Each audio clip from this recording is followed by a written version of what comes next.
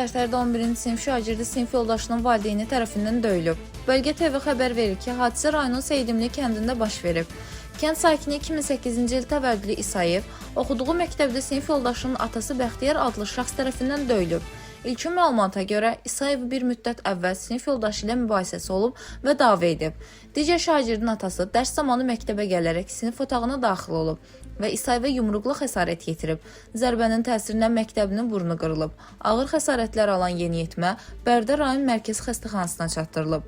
Hadisə ilə bağlı Daxili İşlər Nazirliyinin mətbuat xidmətinin Bərdə regional qrupundan hadisə təsdiqlənib. Qeyd olunub ki, hadisə ilə bağlı bugün Tərtər rayon polis şöbəsinə məlumat daxil olub. Faktla bağlı tərəflərin izahatları alınıb, müvafiq ekspertiza təyin olunub. Hazırda rayon polis şöbəsinin tədqiqat bölməsində araşdırma davam etdirilir, deyə bildirilib.